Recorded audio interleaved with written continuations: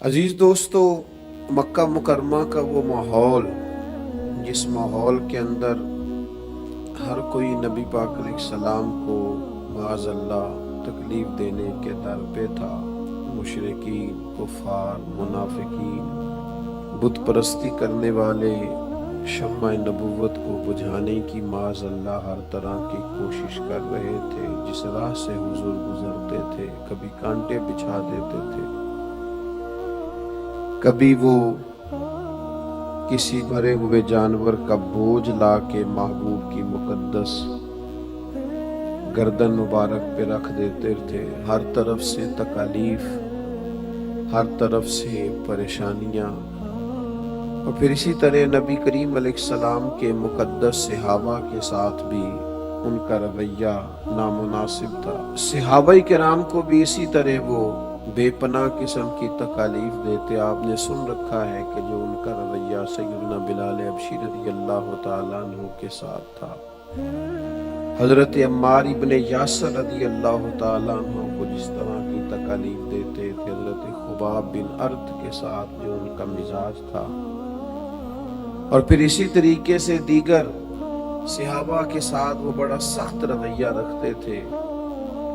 اس ماحول کے اندر جب ہر طرف سے بظاہر آزمائشوں نے گھیرا ہوا تھا، اللہ تعالیٰ نے سورہ الم نشرح کو نازل فرمایا۔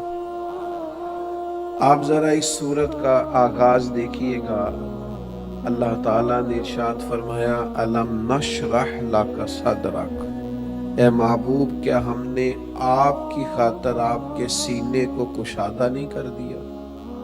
کیا ہم نے آپ کی خاطر آپ کے سینے کو کشادہ نہیں کر دیا؟ حضرت موسیٰ علیہ السلام جب جا رہے تھے نا فرعون کی طرف تبلیغ دین کے لیے، تو انہوں نے ایک دعا مانگی تھی، وہ بھی قرآن مجید میں موجود ہے۔ انہوں نے دعا مانگی تھی رب اشرح لی صدری، یا اللہ میرا سینہ کشادہ کر دے۔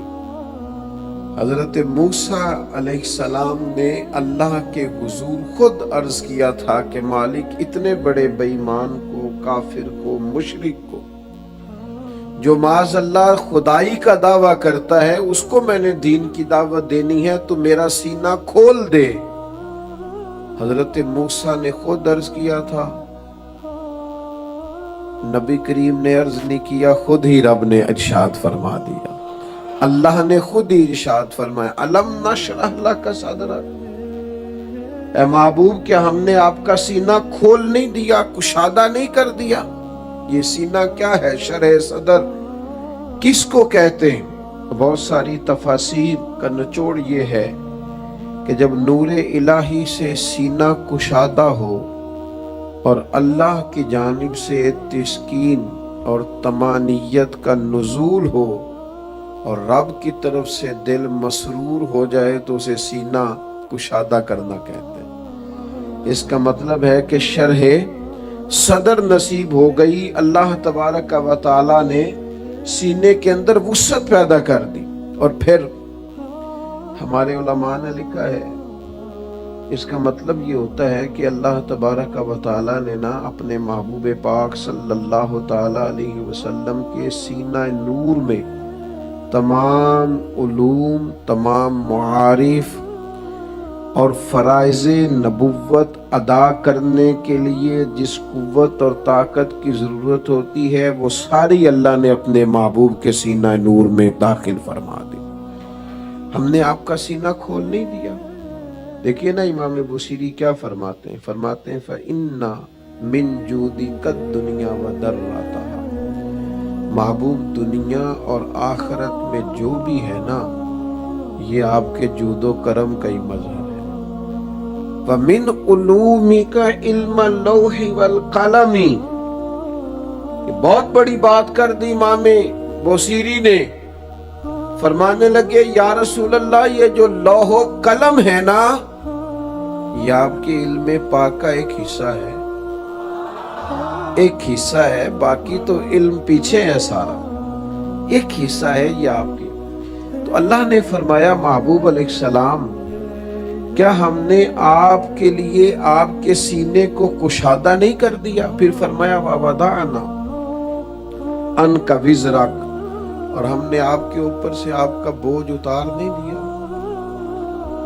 کون سا بوجھ؟ ارشاد فرمایا الذی انقض ظہرک، وہ بوجھ جس نے آپ کی پیٹھ مبارک کو بوجھل کر دیا تھا، وہ بوجھ ہم نے اتار نہیں دیا۔ وہ بوجھ کیا ہے؟ نبی کریم صلی اللہ تعالی علیہ وسلم پر اللہ نے بار نبوت ڈالا ہے، بڑا مشکل ہوتا ہے یہ بوجھ اٹھانا۔ اللہ نے قرآن نازل کیا حضور کے قلب اطہر پر، اور قرآن مجید کی شان یہ ہے کہ لو انزلنا ھذا القرآن علی جبل لرأیتہ خاشعا متصدعا من خشیۃ اللہ، اس قرآن مجید کو پتھروں پہاڑوں پر نازل کیا جاتا تو اللہ کے خوف سے ریزہ ریزہ ہو جاتے۔ تو یا اللہ کہاں نازل کیا ہے؟ فرمایا نزل علی قلبک، محبوب کے قلب اطہر پر نازل فرما دیا۔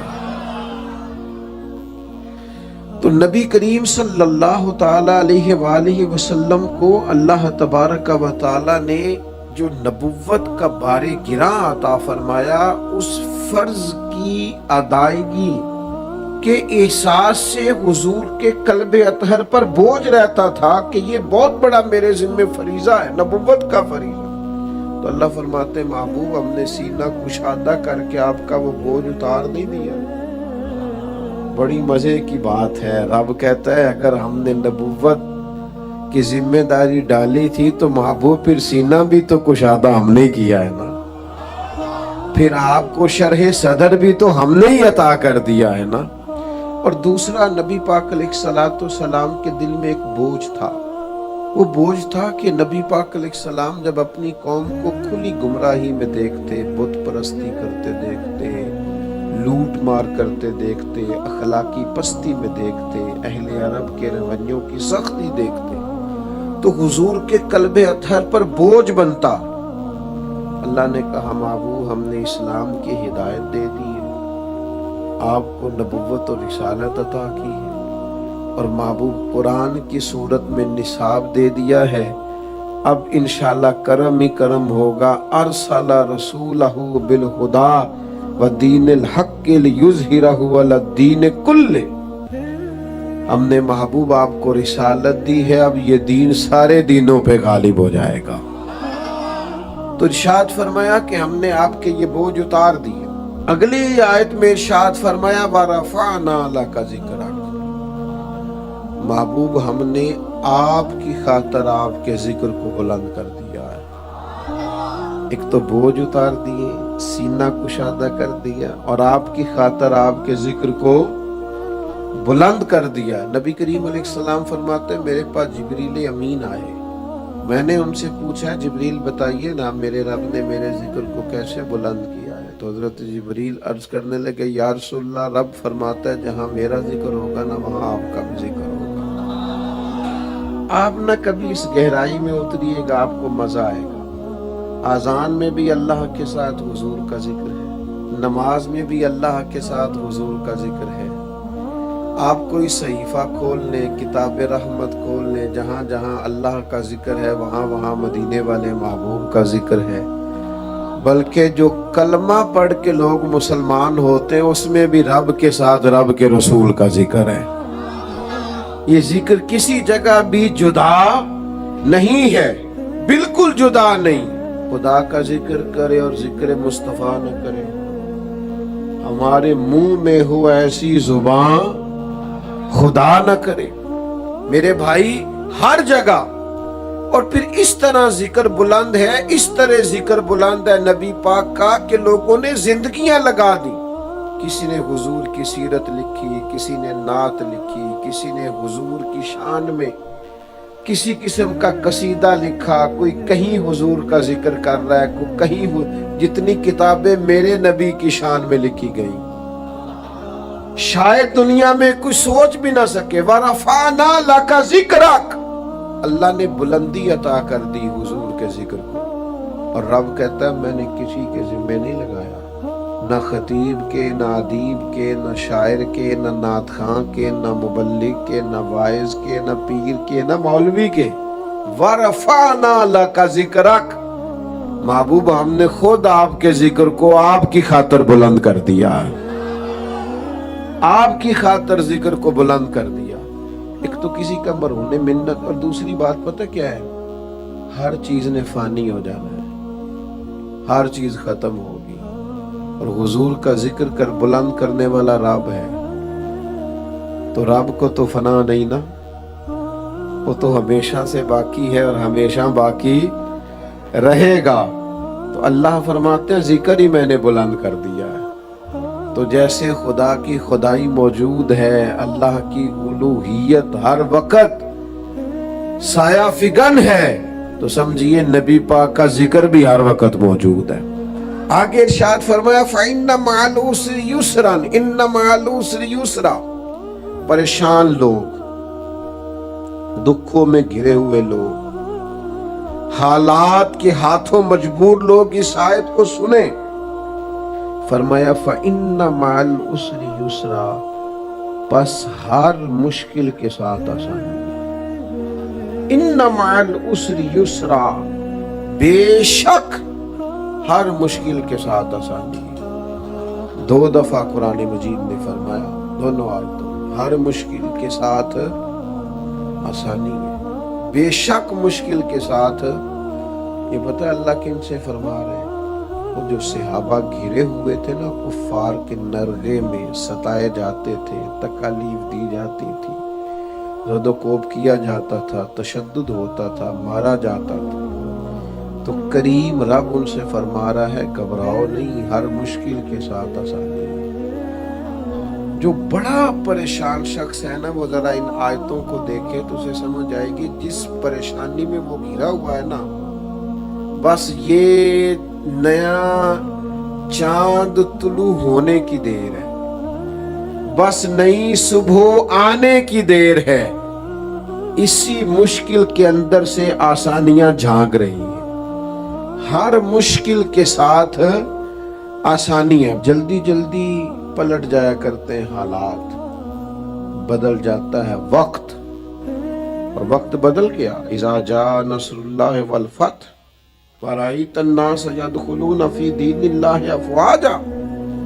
अल्लाह की मदद आ गई, फतह हासिल हो गई, लोग फौजों की फौजें दीन में दाखिल होने लग गए। ये मंजर लोगों ने देखा, वो जो काफिर कल तक सताते थे वो गर्दनें झुकाए खड़े हो गए फतेह मक्का के दिन। हर मुश्किल के साथ आसानी है। मेरे भाइयों घबराना नहीं, परेशान नहीं होना। क्या कहा किसी शायर ने, उसने कहा था हालात के सहमे हुए लोगों को बता दो, हालात बदल जाते हैं, एक जैसे नहीं रहते। आगे इरशाद फरमाया फ़इज़ा फ़रग़्त फ़ंसब, ए महबूब जब आप फारिग हो जाएं तो रियाजत में लग जाएं। व इला रब्बिका फ़रग़ब, और अपने रब की तरफ रुजू करें। जब आप फारिग हो जाएं तो रियाजत में लग जाएं। व इला रब्बिका फ़रग़ब, और अपने रब की तरफ रुजू करें। क्या माना है कि जब आप फारिग हो जाएं, उलमा ने बड़ा कुछ लिखा है इस पर, बड़ी तफसीर बयान की है, लेकिन 2-1 बातें जल्दी से। अल्लाह फरमाता है महबूब जब आप एक इबादत कर लें तो दूसरी इबादत की तरफ लग जाएं। आपने फराइज़ नबुव्वत अदा कर लिए, अब आप इबादत में लग जाएं। हज़रत अब्दुल्ला इब्न अब्बास फरमाते हैं इस आयत का माना ये है कि महबूब फ़इज़ा फ़रग़्त फ़ंसब, जब इबादत से फारिग हो जाएं तो दुआ में मशगूल हो जाएं। इस आयत का मतलब ये है कि फारिग नहीं बैठना, आराम से नहीं बैठना, हमेशा जद्दोजहद।